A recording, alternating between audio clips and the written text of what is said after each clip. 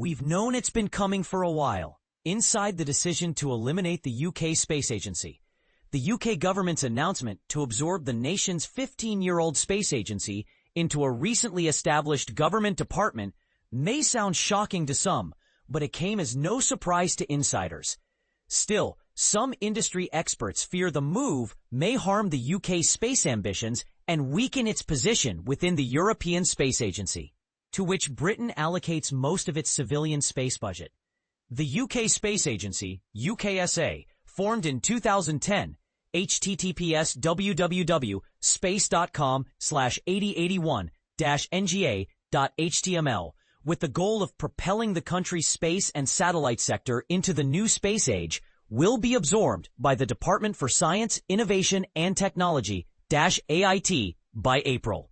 The UK government announced the decision https://gov.uk/government/news/UK space sector bolstered with government reforms to boost growth, saying the move would cut duplication and ensure decisions are made with clear ministerial oversight. UKSA will effectively become a department within DSIT, which had been providing all of the agency's funding since 2023. The merger has been widely seen as part of the Labour government's initiative to cut government expenditure. https www.bbc.com/news/articles/cy5nzy and civil service costs by 15% by the end of a decade. But insiders who discussed the situation with Space.com said questions around UKSA's merit had been heard in government circles since around 2020. It was around COVID when the Department of Business, Energy and Industrial Strategy, or BEIS, responsible for UKSA at that time, started making an argument that the space agency had become isolated and no longer understood the needs for space across all other government departments. A source who had worked at UKSA during the first decade of its existence told Space.com under the condition of anonymity. It was perceived that the agency had become a bit of a show pony, a cheerleader for the concept of space, rather than thinking about what do we actually need from space for environment, transport, defense, etc. The UK has had a different approach to space than its European counterparts, such as Germany, France, and Italy, the source explained.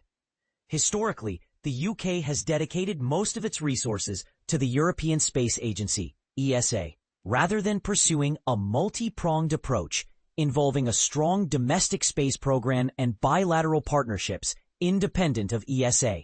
Breaking space news. The latest updates on rocket launches, skywatching events, and more.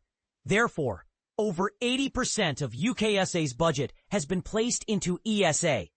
The perception in the government was that UKSA, https://space.com/nationalstrategy.html, was acting more in line with ESA's wishes than with the UK government's needs, the source added. The government started to argue that the policy team in UKSA was too narrow and too focused on what ESA wanted, they told Space.com. It was too focused on not questioning where ESA wanted to go as an organization and was largely driven by the forward vision of ESA. ESA is an intergovernmental institution, independent of the European Union, which the UK exited in January 2020, currently consisting of 23 member states. As an intergovernmental entity, ESA stands outside any governmental control and is protected by diplomatic immunity. The agency, plagued by reports of bullying and labor law breaches, has long been criticized for lacking transparency because it is not bound by any freedom of information laws. The UK, represented by UKSA, is ESA's fourth largest budget contributor after Germany, France, and Italy. The UK government began taking steps to gain more control over its space investments into ESA following the publication of a Space Landscape Review commissioned in 2021.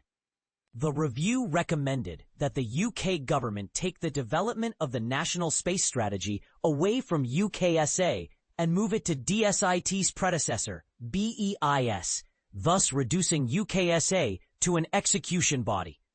A subsequent report by the National Audit Office https://www.nao.org.uk/WP content upload/National Space Strategy and the Role of the UK Space Agency .pdf.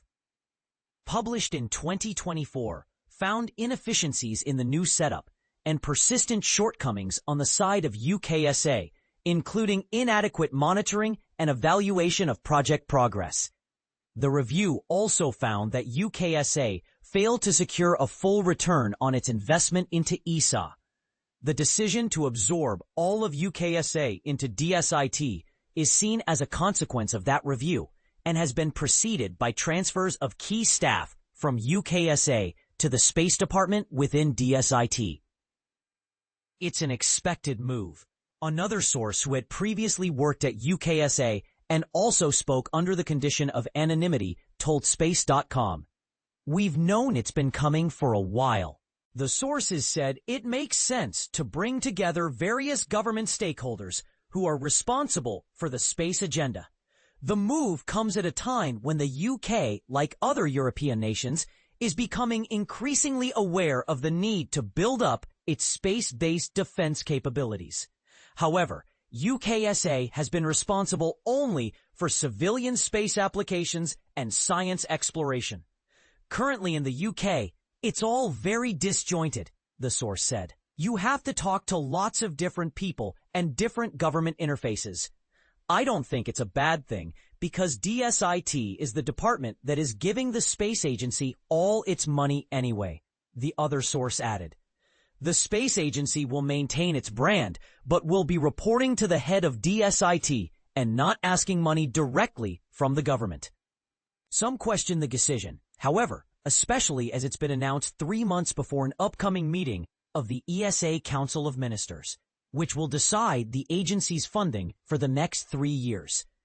The danger of weakening the UK's position with ESA has been cited by multiple sources as the main argument against the merger with DSIT. It's hard to see how it will work in practice, and how will our international partners know how to interact with the UK. The source said, "The jury is out whether this could be the right solution. I think that for the next 12 months, things might slow down and priorities might become less clear as there will be lots of changes on the inside of the government." Other sources who have connections to the UK space sector but were not familiar with the inside situation at UKSA questioned the move on the basis that all nations aspiring to be serious space players have dedicated space agencies. France and Germany, the two largest ESA contributors, have dedicated space agencies, CNES and DLR, respectively, which manage their own complex space programs and oversee major developments, including the European Ariane rocket family.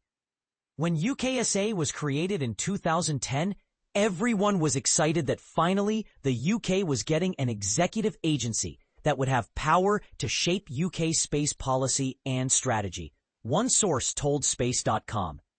In France and Germany, CNES and DLR drove the development of strong space industries, largely via ESA projects, and the UK wanted to emulate that success. So what has changed now? Another source said, an independent executive space agency was considered an important part of a more ambitious space commitment by Britain prior to 2010. Prior to UKSA, the British National Space Centre, BNSC, was responsible for the UK space program, which consisted of experts from a range of government departments. But because the BNSC lacked an independent budget, its negotiations with ESA were cumbersome, and its powers to foster the domestic industry were limited. Some see the absorption of UKSA into DSIT as a return to the BNSC model of doing things, which they think will come with the same range of problems.